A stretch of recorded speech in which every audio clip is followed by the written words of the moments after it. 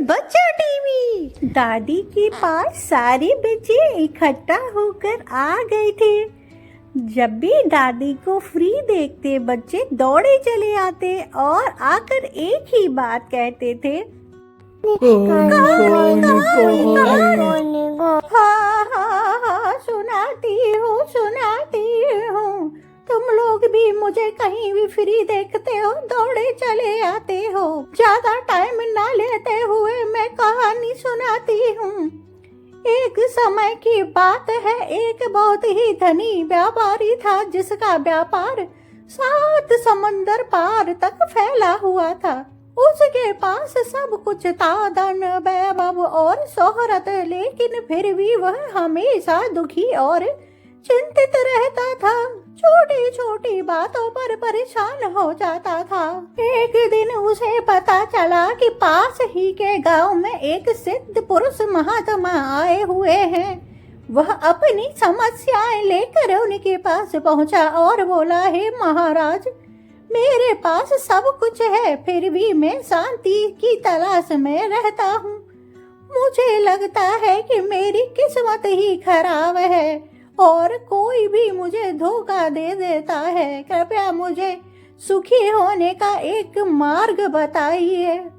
महात्मा ने उसकी बात सुनी और मुस्कुराते हुए कहा, बेटा, कल सुबह आना, मैं तुम्हें एक जादुई चश्मा दूंगा। अगली सुबह वह व्यापारी समय से पहुंच गया।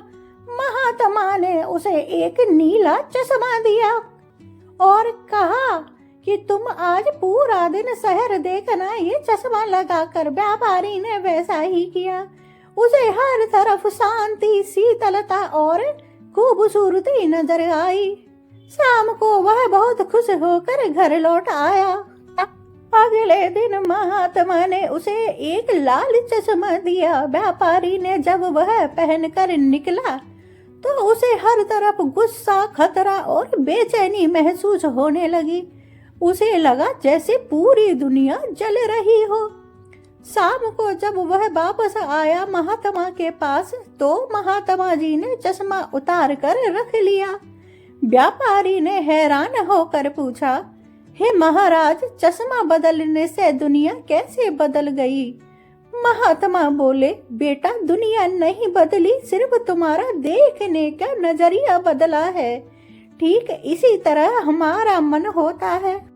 यदि तुम मन में नकारात्मकता रखोगे तो तुम्हें हर तरफ इंसान बुरा ही लगेगा, हर तरफ बुराई बुराई नजर आएगी।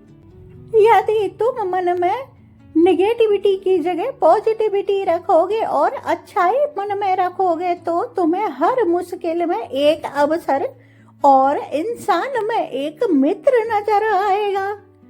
अब व्यापारी की समझ में बाबा जी की बात आ गई थी। व्यापारी को अपनी गलती का एहसास हुआ। उसने महसूस किया कि वह अब तक शिकायत का चश्मा पहनकर जी रहा था।